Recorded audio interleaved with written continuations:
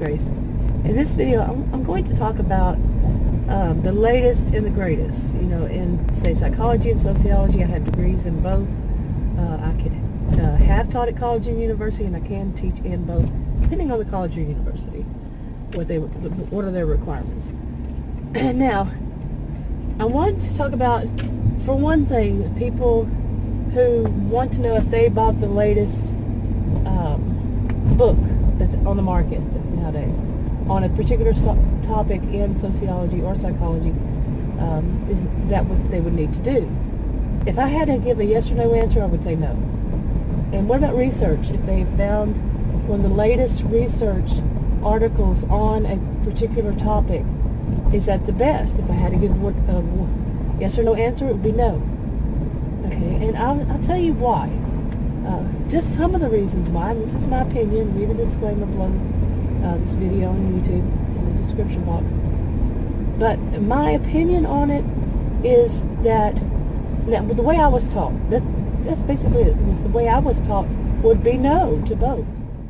Okay, and one of the reasons I would say no to both is that, like, the latest scholarly journal articles that were researched, are they the best and what to go by? No, because the way I was taught, they need to be tried and tested by that scientific community, whether it's psychology or sociology, whichever one. They need to be tried and tested.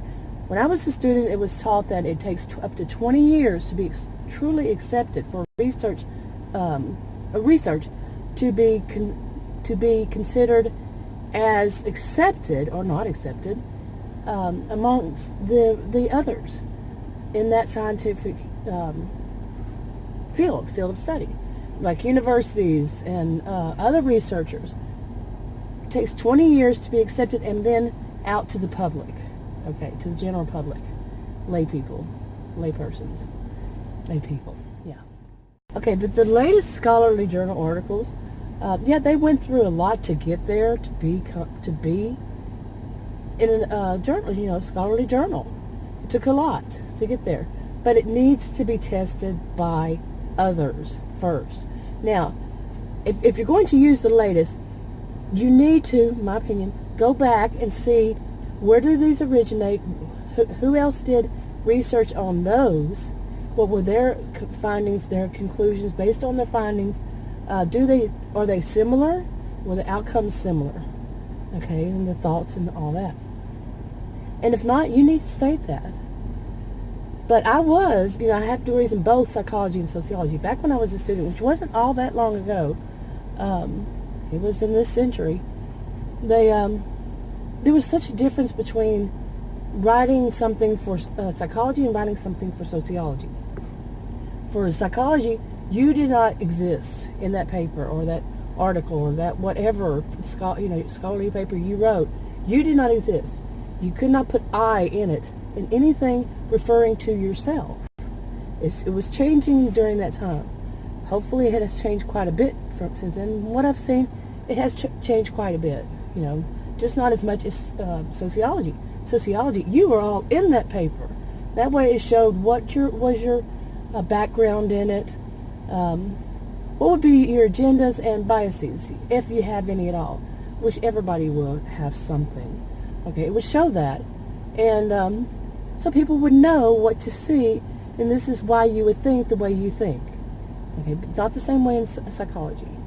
So then they both have their benefits, yeah, for the way they do it, but there needs to be kind of in the middle ground on both. Okay, but if you do just take the latest, the most current research on a particular topic in the scholarly journal articles from there, and say this is what is the thought nowadays. No, it is by that research team, but like I said, other research teams need to, compare, go against it, try either way, either direction, and see what happens. Then it usually not even then. It takes a while for it to become more closer to scientific findings that are actually hold some truth. Okay, that they actually can be considered as valid, really. So that's one thing. Now, what about self-help books? No. When I was a student, You didn't use anything that was a self-help publication, whether it was in a book form or magazine articles. None of that. It was not considered, considered as scholarly enough. Okay, we didn't even use Wikipedia. I don't know if they do to this day. When I was teaching, no, we didn't. Students were not to use Wikipedia, okay, or any of those, anything online even. It was, you go get the books, you look up, well, some of it, online. Of course, everything had to be cited and all that. But yeah, it needed to be scholarly, okay? It wasn't just something that was a pop culture, popular thought, that anybody could have access to. These days, more and more, from what I've seen, like a person can go to a library and get access to scholarly journals. It wasn't that way until more recent years. You had to go to a university, and usually you had to be a student, okay?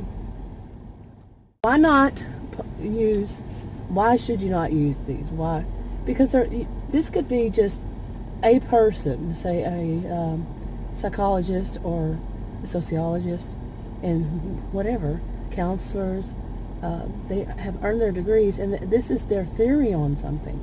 Again, has it been tested? Again, has it other researchers gone up against it? But it could just be theirs.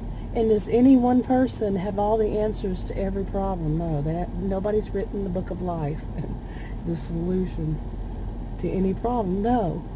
So that one thing is not going to help you to where it fixes whatever problem you may have. Okay. Because if you're using some self-help to help yourself or others, it is not going to tell you everything. But it does, to me, these things can give you the questions you need to ask, or some of the questions you need to ask. Now, all this, one size doesn't fit all. If you read my disclaimer, you see I say that, and it says that I could be wrong.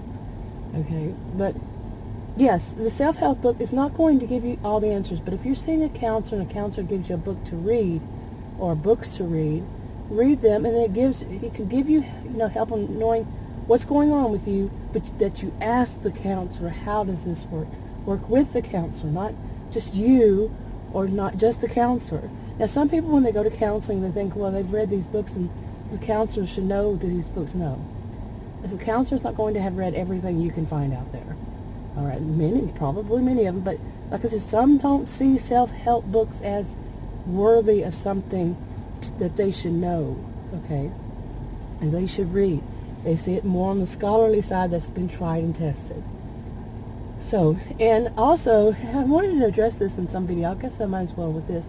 If you do see a counselor, and the counselor asks you, what would you like to do?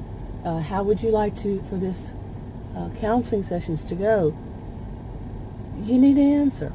My opinion is, don't think that the counselor's wanting you to do all the work and that you're there and the counselor should tell you how to do everything. You're working with the counselor, not just the counselor helping you, or you just helping yourself. Yeah, I'm wanting to throw that in there somewhere. But back to the research. The latest isn't always the greatest. It might have quite a bit of background that has been tried and tested by others in the scientific communities.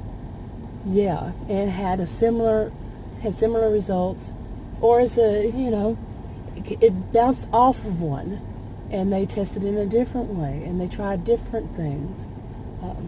So no, the latest to me is not often at all the greatest, not yet. And once it could become the greatest, it's old. It's not the latest. Yeah.